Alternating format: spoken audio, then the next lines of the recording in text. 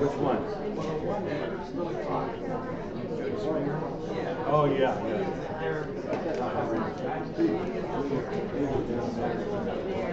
Staying in the back. Come on, there's other seats. Take a seat. Steve.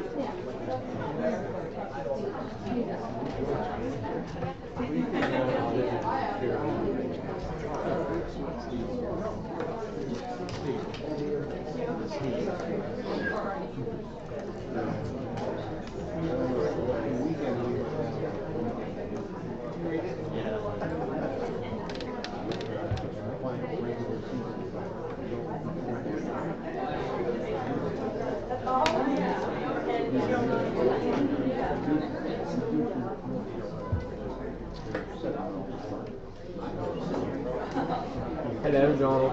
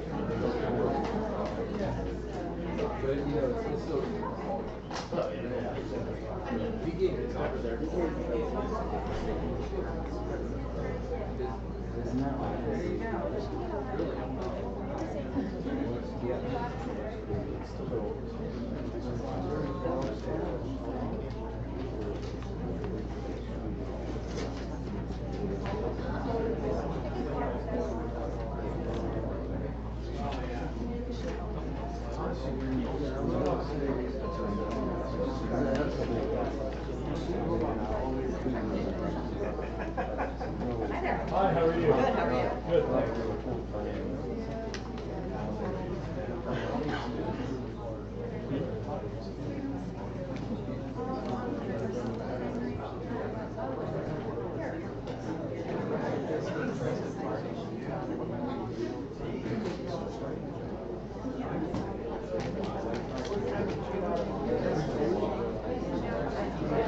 Not long after you. Did you see the sign? Glad they put it back on. Me too. Take any extra? Oh.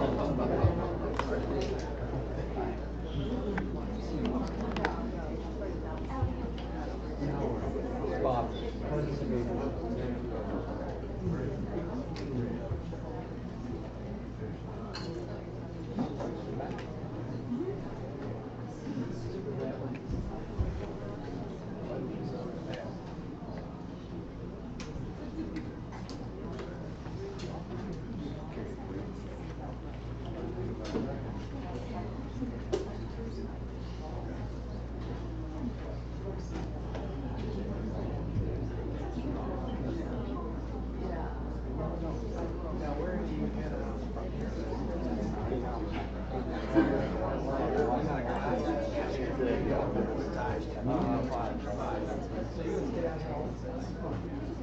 Okay, I think we'll get started. Is everybody seated?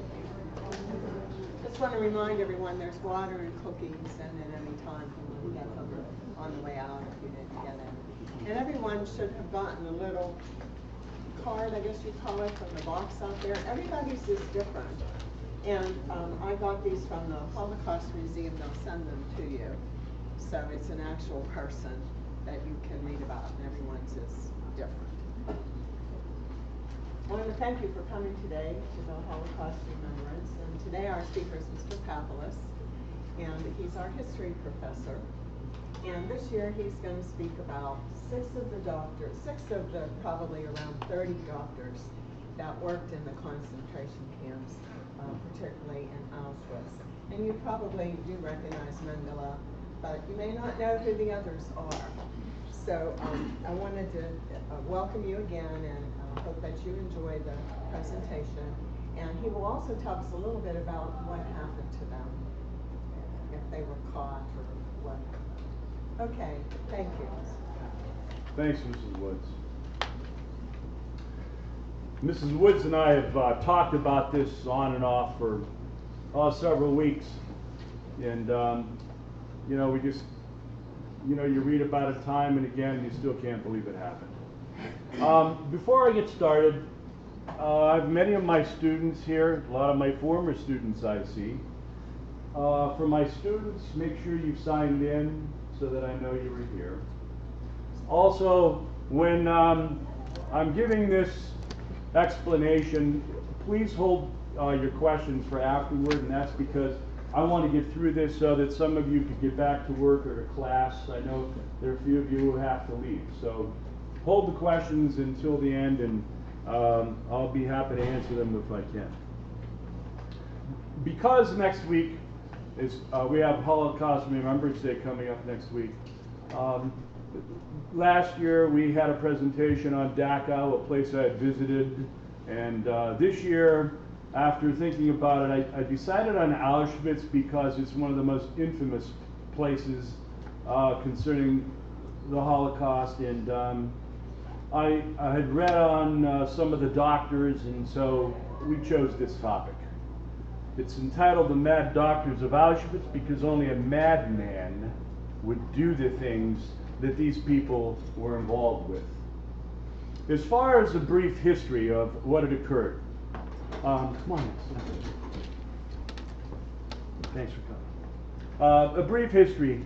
The Auschwitz complex, it was quite a complex, began operation in 1940 about 160 miles from Warsaw, Poland, and it's actually composed of three sections. There's Auschwitz itself on the far right. There's Birkenau over to the left, a much larger camp that's almost 2 miles away. And then the large military-industrial complex in the center that adjoined both camps, which we'll be talking about. Keep in mind that there were also dozens of smaller satellite facilities scattered around this area in a 40-mile radius, all connected to IG Farben and the Auschwitz-Birkenau complex. Auschwitz itself had a capacity for 30,000 inmates, but as the Nazis went deeper into Europe, rounded up more people for what they were doing, they decided that a much larger facility needed to be constructed, and so with slave labor, work was completed on Birkenau, which means birchwood, a camp that could hold 100,000 souls. 100,000 people. The enormous military, industrial, and pharmaceutical complex that adjoined both camps is part of the IG Farben cartel. IG Farben, in this complex, utilized healthier inmates for slave labor and for their human experiments. IG Farben also produced ammunition and weapons for the Nazi war effort. It was also the world's largest producer of synthetic oil and synthetic rubber, using coal from the nearby coal mines throughout the region. Coal mines, of course, that utilized slave labor from the camps. And sadly, IG Farben also produced the Zyklon B gas that was used to murder countless millions throughout the death camps in the Nazi Empire. IG Farben officials worked very closely with the camp commandant or commander of Auschwitz-Birkenau, Rudolf Höss, shown here. Come on in. Come on in. Captured records from IG Farben, records that were captured by the Red Army, as a matter of fact, when they came in 1945, prove this close association. There's one series of letters I'm going to read to you, segments, very quickly. IG Farben officials in one letter offered to buy 150 female inmates with, quote, a view to the planned experiments with a new sleep-inducing drug, unquote. An I.G. Farben letter to Haas's response stated, "We confirm your response, but consider the price of 200 Reichmarks per woman too high. We propose to pay no more than 170 Reichsmarks per woman." The next letter from I.G. Farben in this matter stated, "We confirm your approval of the agreement. Please prepare for us 150 women in the best of health." And then finally a letter from I.G. Farben that stated, "The experiments were performed. All test persons died. We will contact you shortly about a new shipment." Unknown thousands more prisoners perished as victims of I.G. Farben's testing of various vaccines and other medicines in this same manner. Adolf Eichmann was chiefly responsible for rounding up the Jews of Europe. He joined the Nazi Party at the age of 26 in 1932, and by 1934 was serving as an SS corporal at Dachau. Eichmann took it upon himself to study Jewish culture, and he even learned some Yiddish. That's why Nazi leaders eventually came to see Eichmann as their Jewish specialist. It was Eichmann who was soon ordered to investigate a solution to what the Nazis called the Jewish issue. In time, Eichmann became one of the most powerful Nazis associated with the Holocaust. It was Eichmann who supervised the mass murder of Jews in the Soviet Union. It was Eichmann who was one of the chief architects of what we now know as the final solution. Eichmann will play a leading role in rounding up and deporting millions to the death camps. So many that the Nazis constructed a network of railroads that would connect the various regions of their empire to the death camps. In many cases, Jews were told to pack their belongings and valuables because they were being shipped to better places where there were jobs and even homes for them. And so they packed their valuable possessions in suitcases and bags and then found themselves jammed into boxcars like this. 80 to a car. Some said 120 if there were no children. It was standing room only. They packed them into these boxcars like sardines. As a matter of fact, they had them raise their hands in the air so they could stuff even more people into them. The survivors testified that those who died on the way to the death camp never hit the floor because they were packed in here so tightly. The average journey in one of these things was 4 days, unless, of course, you were one of the Jews from Corfu, an island in Greece. That was the longest trip. It took 18 days. And when that trainload of inmates from Corfu arrived and they opened the doors to the boxcars, every single one of those people was dead. Upon arrival at the death camps, there was pandemonium. At Auschwitz, the Nazis tried to reduce the panic by, believe it or not, staging an orchestra near the unloading area that was playing classical music as the cars were being unloaded. They even lined up a couple of Red Cross ambulances into which they loaded the aged and those who were absolutely unable to walk, telling their relatives, "Don't worry, we're taking them to a hospital where they'll be cared for." Of course, no one realized at this point that the ambulances drove straight to the gas chamber or the execution area.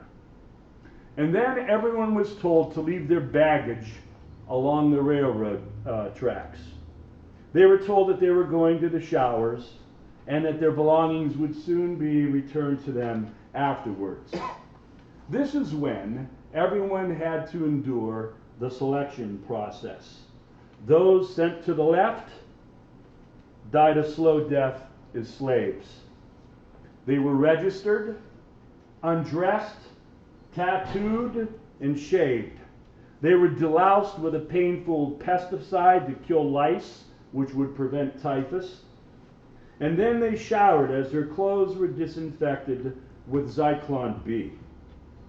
After this, they entered the main gateway into Auschwitz. And you can see the iron gate beyond that, over which appeared these words, "Work will make you free." And so, as slaves, these people were doomed.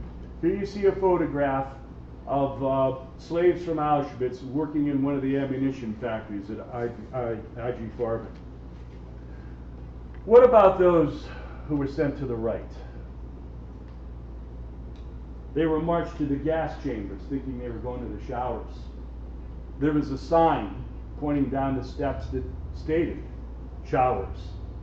Once they were inside this huge room, the doors were sealed shut and secured, and a Nazi official emerged from an ambulance nearby, a Red Cross ambulance, with canisters of Zyklon B. He calmly dropped a canister of Zyklon B into 6 shafts leading to the room below. And within 15 to 20 minutes, every one of those people was dead. In the 4 chambers at Auschwitz-Birkenau, 4,420 people could be murdered at a time. The Nazis were proud to claim that an entire trainload of inmates, once they arrived, would be eliminated within 50 minutes. Within 50 minutes. At that point, if you think this is gruesome so far, the bodies, once the room was ventilated, were loaded onto elevators and taken upstairs to the crematorium before they went into the ovens and up the smokestacks. There were tooth pullers present who pulled out all the silver and gold fillings and bridge work that might be in the mouths of the victims. They also took their rings, any jewelry. These tooth pullers were often dentists who had been asked to step forward during the selection process, not realizing that they would be assigned to this post as a slave in this diabolical Nazi process. In Treblinka, which was a much smaller death camp in Poland, a survivor stated after the war that there at Treblinka, 2 suitcases containing 8 to 10 kilos of gold fillings and bridge work were sent to Berlin every week to be melted down into gold bars. This is partly how the Nazis financed their war effort. This was the final solution, according to the Nazis. This was their dark secret. But there was another secret as well, another darker secret, perhaps. That secret involved the doctors at Auschwitz, and I call them the mad doctors. These were the men who conducted the hideous experiments on human beings, some of which I'm going to talk about. And by the way, many of the death camps had groups of doctors just like this. So let me introduce you to 6 of them who were at Auschwitz. There was Dr. Karl Clobber, an eminent gynecologist in Germany before World War II, who specialized in female sexual hormones. He conducted his painful experiments in Block 10 at Auschwitz. And I say painful because I want you to know, in every one of these experiments and procedures, they didn't waste anesthesia on the inmates. No anesthesia. Clobber's goal was to sterilize millions of people in the shortest period of time possible. And so several hundred women of various nationalities lived on the 2nd floor of Block 10, and all of them were at his disposal. In a short time, Clobber developed a non-surgical sterilization. This was an injection of a caustic serum into the reproductive organs of his female victims. This caused great pain and severe inflammation, which in turn resulted in the fallopian tubes growing shut because they were so fully enveloped in scar tissue. Some of his test patients succumbed to the experiment. Those who survived were put to death for autopsy. And by the way, death was brought about with an injection of chloroform through the chest cavity directly into the heart, which resulted in instant heart failure. Clobber also experimented with artificial insemination on 300 women. This was part of the Nazi war effort to more quickly increase the number of pure Germans in the world. That's one of their goals with some of these experiments. After injecting some women, Clobber enjoyed further terrifying them by leering at them and stating that he had just inseminated them with animal sperm. Now, he sneered, a monster is growing in your womb. Can you imagine this? Imagine the terror. Clobber wrote to Himmler in June of 1943, I shall be able to report in the foreseeable future that one experienced physician and the aid of 10 auxiliary personnel will be able to carry out, in the course of a single day, the sterilization of hundreds or even 1,000 women. He was pretty sure about that. Clobber went on to conduct X-ray sterilization experiments on over 1,000 Jews. He also castrated 188 males through large doses of radiation with the help of this doctor, Dr. Horst Schumann. Schumann tried to attain the Third Reich's goal of, quote, the biological destruction of defeated nations through scientific methods, unquote. In Schumann's world, that meant depriving non-Aryans of reproductive capabilities. And sadly, the youngest of Schumann's victims was only 14 years old. He exposed women's ovaries and reproductive organs of male prisoners to massive X-rays. He used various intensities at different intervals on his victims because he was searching for the perfect dose and the perfect interval of radiation for maximum effect. The result of his experiments was severe burns of the stomach, backsides, and groin of each of his victims, many of whom died from third-degree burns because they had become infected. Schumann eventually will be disappointed with his results. In 1944, he admitted to Himmler that surgical castration was faster and more efficient than radiation. He also conducted typhus experiments. He injected healthy humans with the blood from infected typhus victims. His attempt was to cure the newly infected with various vaccines that I.G. Farben wanted to experiment with. In 1944, Schumann was transferred to the Western Front, where he performed his medical expertise on wounded German soldiers as a physician. Dr. August Hirt was chairman of the anatomy department at a university in Strasbourg. He built a collection of Jewish skeletons for educational and propaganda purposes. Himmler permitted Hirt to gather his acquisitions from Auschwitz. Hirt's skeletal collection was supposed to prove the superiority of the Aryan race. And I want to tell you, when the French army discovered Hirt's gruesome work, when they got into Strasbourg, they couldn't believe their eyes. There were large vats of alcohol with human remains inside them in various stages of defleshing. Dr. Johan Paul Cremer was an assistant professor at the University of Munich as well as a medical doctor. He became a doctor for SS troops during the war, and he was assigned to Auschwitz in 1942. Cremer kept a very detailed diary of the atrocities in which he participated. Not only did he witness the gassing of thousands, he participated in the execution of scores of inmates with small arms fire. His assignment was Block 28, which was the camp hospital. Here, he assessed inmates who were trying to admit themselves because they weren't well.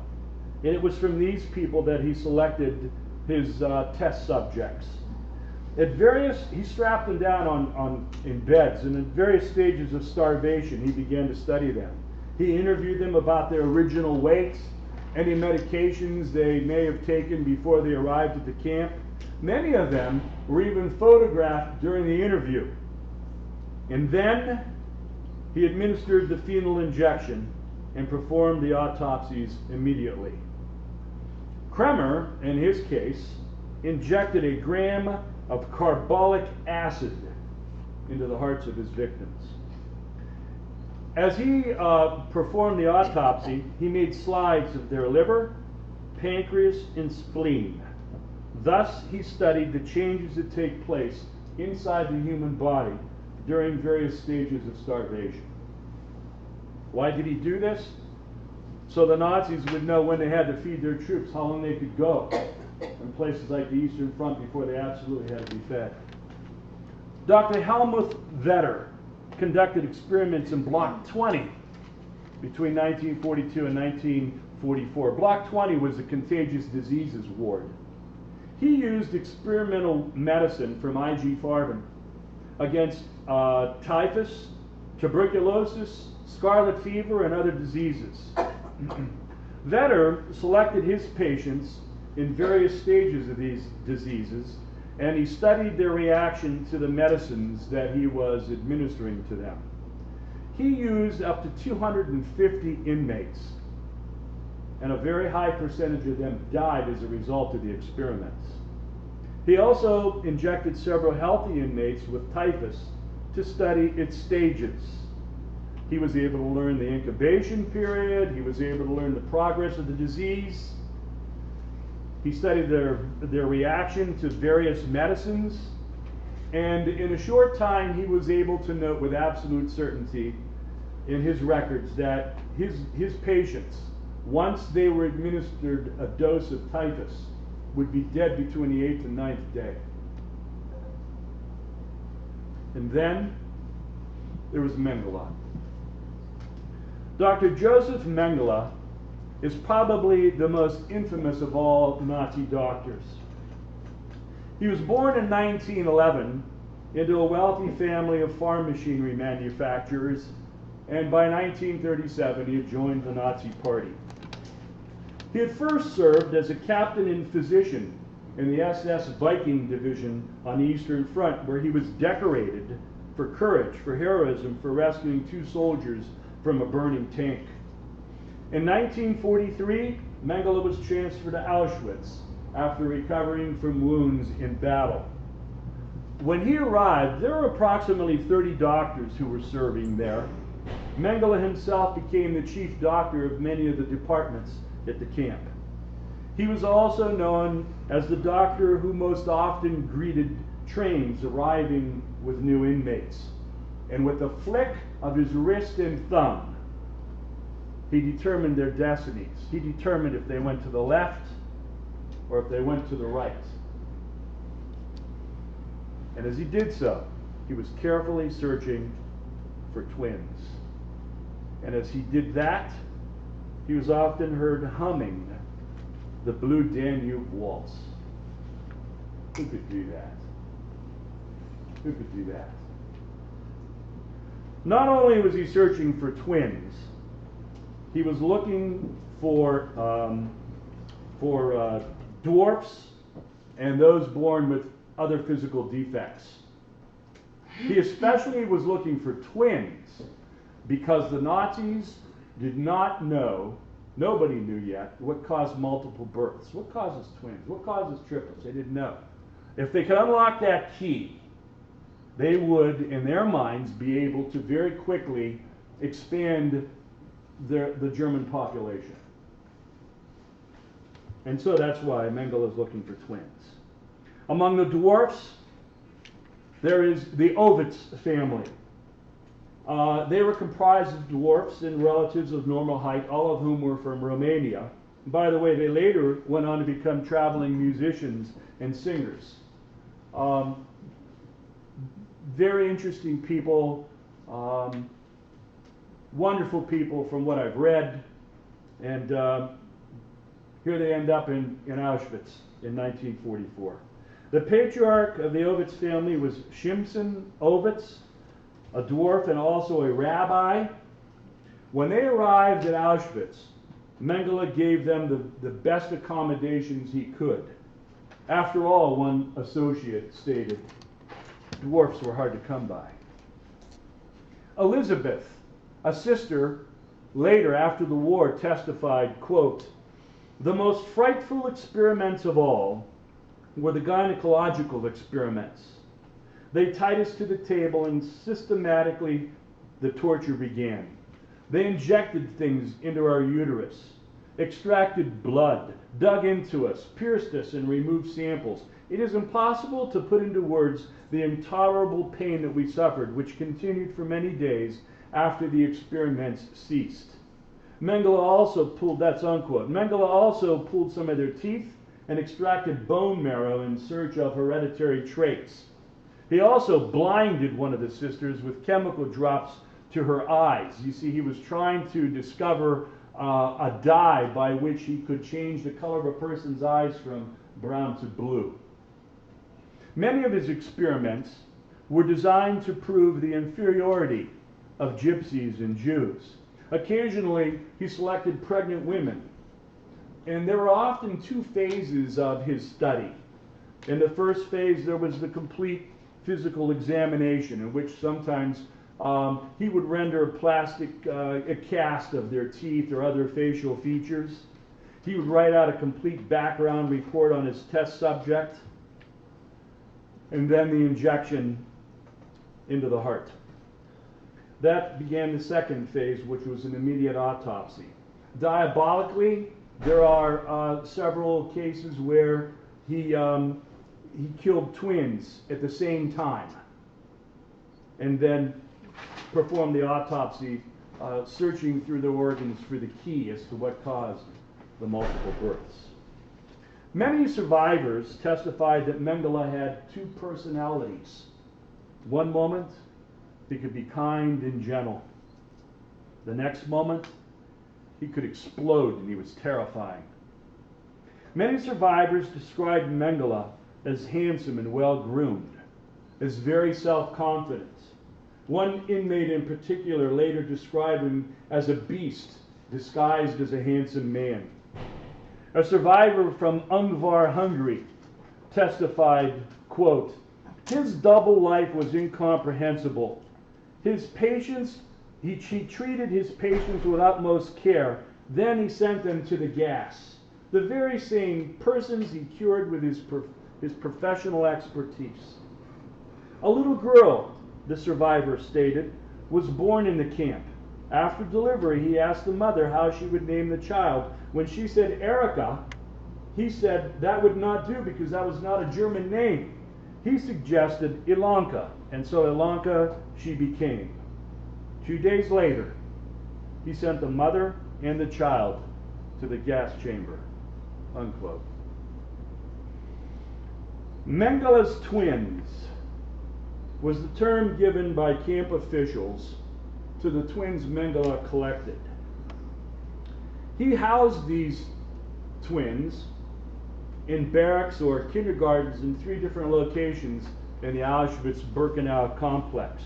And strangely, there were some evenings when eyewitnesses stated that Mengele could be seen relaxing with the children, talking softly to them. He had many of them call him Uncle Mengele.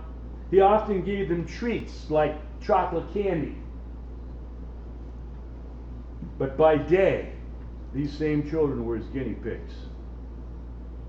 He wouldn't hesitate, as a matter of fact, to take any one of them to the gas chamber, often in his own car.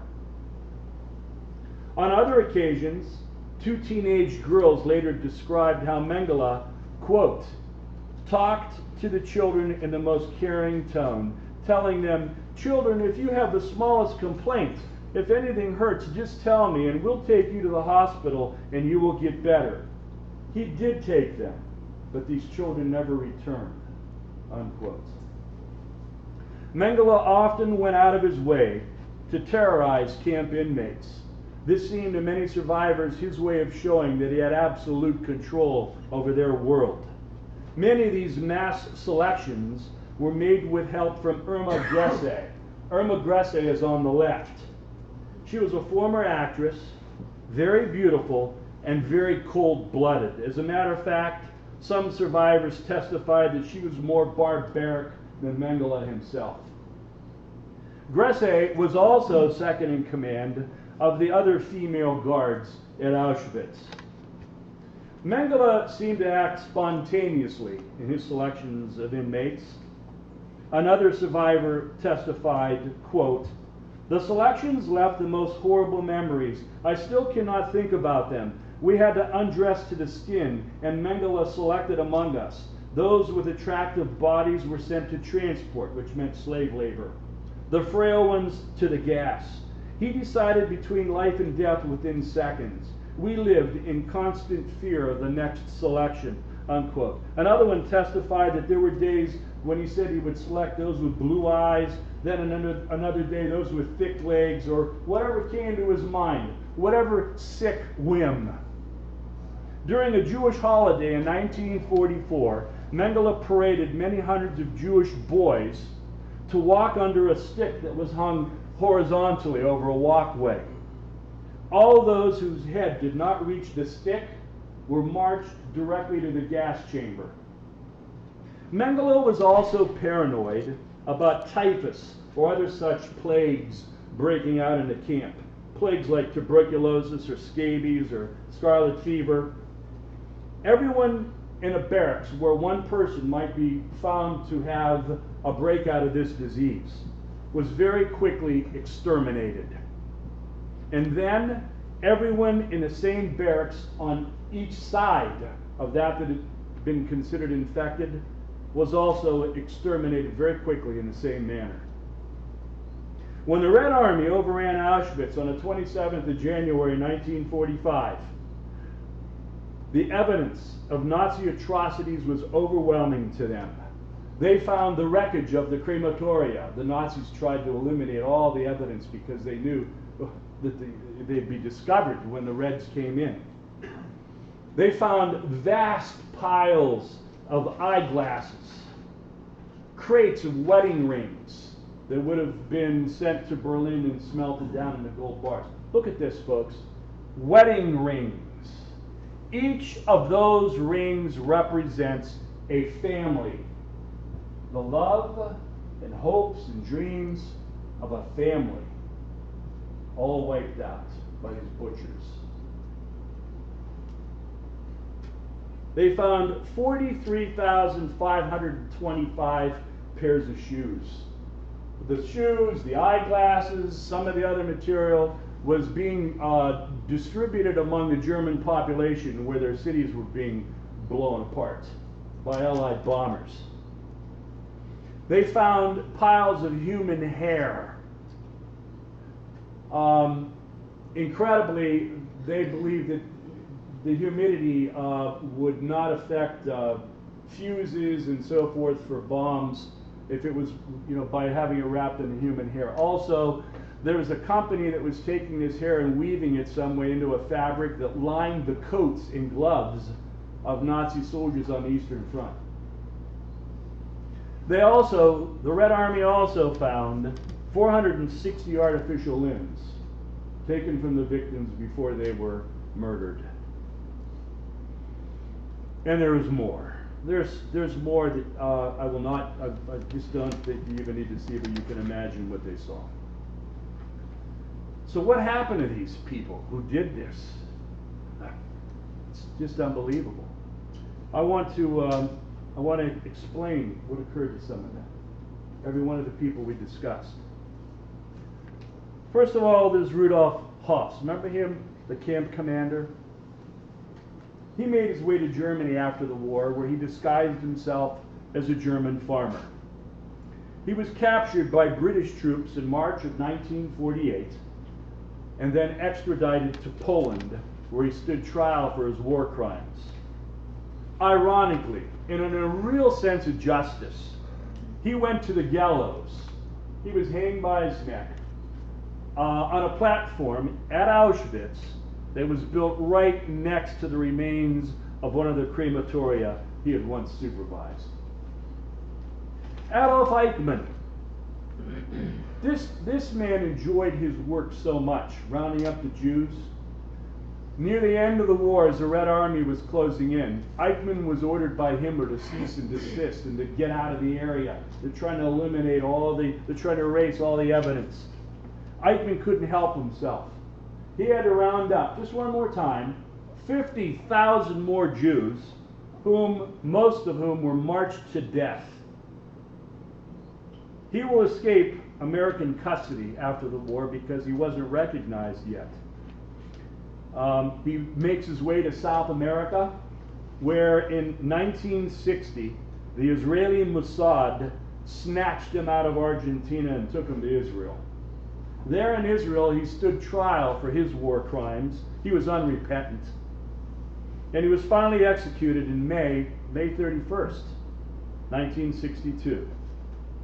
A Nazi colleague who knew Eichmann quite well said of the execution, quote, "He would leap into the grave because the feeling that he had 5 million people on his conscience would be for him a source of extraordinary satisfaction." Unquote. That's the monster Eichmann was. Karl Clobber, the guy who did sterilization experiments in Block 10, he was sentenced in the USSR to 25 years in prison. However, Clobber was released after 7 years and sent back to West Germany, where he was arrested in 1955 and was in a cell awaiting trial for his war crimes. In 1957, Dr. Clobber died in that cell under mysterious circumstances. Dr. Horst Schumann, the doctor who was involved with X-ray sterilization and the typhus experiments, he left Auschwitz in 1944 and interestingly was appointed a sports doctor in Gladbeck, Germany. After the war, he practiced medicine until he was recognized in 1951. At that point, he fled Germany and ended up working on a merchant ship for 4 years. Later, he settled in Ghana in Africa. In 1966, government officials at Ghana arrested him and extradited him to West Germany, where he went on trial in 1971. He was released a year later because no one seemed to care. They just, at that period of time, seemed to have lost interest. It's the height of the Cold War and other things were going on. And so Schumann lived the rest of his life in Frankfurt, where he lived peacefully and passed away in 1993. Dr. August Hirt, the doctor who had the skeletal collection in Strasbourg, he went on to become known as the Demon Doctor. He was captured by French troops in Austria, and in June of 1945, he killed himself in prison.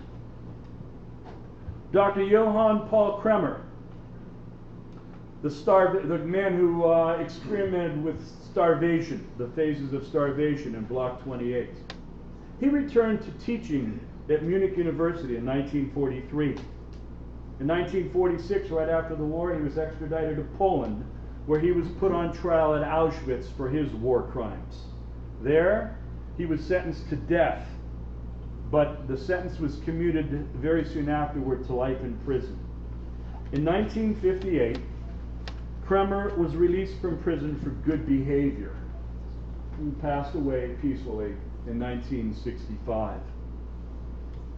Dr. Halas Vetter, the contagious diseases doctor, he was executed on the gallows on February 2nd, 1949. Remember Irma Gresik? She was known by the survivors of Auschwitz as the hyena of Auschwitz. She was, quote, the youngest woman in the 20th century to die judicially under British law. She was only 22 years old when she was executed.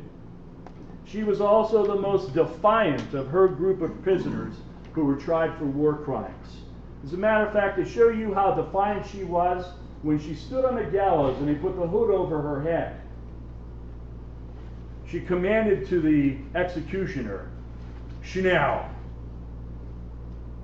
quickly, hurry up." And then Dr. Mengele. Mengele disguised himself as a farmhand in Germany after the war, and sometime in 1949, he and his wife fled to South America.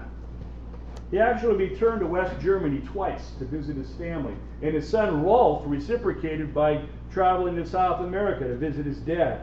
And by the way, he said of his father during their visits that at no time did he show remorse for his actions or for his decisions in the Second World War, Auschwitz in particular. In 1979, while swimming at a resort beach in Brazil, Mengele suffered a stroke and drowned. In 1985, his skeletal remains were exhumed from a secret grave. And 7 years later, DNA testing proved beyond a shadow of a doubt that these remains are those of Mengele.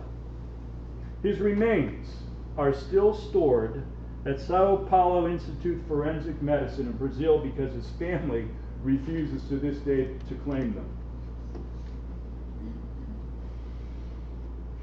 And so, for all these reasons, the things that happened and many more reasons, it's important to remember the Holocaust. It's important to remember the events that led to it, the lesson of appeasement. It doesn't work, folks. Appeasement never works.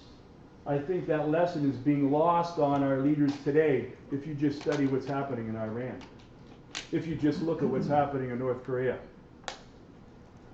I had a professor in college, one of the finest professors ever, Dr. Saul Friedman, who taught this course to us. And I remember at the very conclusion of the class, as we were about to leave, he said, "I want you to remember this. If any of you become teachers, make sure your students never forget it. That the souls of these people cry out for you to tell the story. They don't want to be forgotten. The story needs to be told." It's very emotional. There are a lot of voices in the world today that say the Holocaust never occurred. There was a time in my past when I was able to bring Holocaust survivors to my history students in high school. The tattoo, the whole works. These people are all gone now. I've talked to veterans of World War II who saw those camps, not just what happened in Europe, but they saw what the Imperial Japanese did in the Pacific as well. It happened. It happened. And there's one other lesson I want you to take from this, and I tell my students this in almost every American history course I teach. And I'll try to go lightly on this because this is more about the Holocaust than anything else. This is the cemetery, the American cemetery at Omaha Beach. There's the sea in the background from whence they came. Thousands and thousands of American boys. For those of you who are my students, these guys were all your age and never came back. They and veterans like them from other countries, whether it be France, Great Britain, Canada, the USSR, countries across Europe, from China, from the Philippines, they all marched forth to drive back the forces of evil at that time, both in the Pacific and in Europe. We can't forget this lesson either. We can't forget, this is Margrethe over in Belgium. Again, thousands more Americans. This is Luxembourg, thousands more. When I walk through these cemeteries, it's just the most unbelievable, heart-wrenching feeling. They never came home. They never saw their loved ones. They never had families. They never got to live to be old men. Who knows how many of them would have been great statesmen or great scientists or doctors or even astronauts? We'll never know. But they sacrificed themselves because they and millions of others could have been your grandfathers, your great uncles, your great aunts, your grandmas. They marched out to save the world. And that's what finally put a stop to all this madness that I've described to you in the last hour or so. So at this point, I know this subject doesn't leave a warm, fuzzy feeling for us, but if you have any questions, I'll try to answer them. And those of you who have class to get to, jobs to get to, feel free. And I appreciate that you've come out here today. Thanks to everyone who organized this.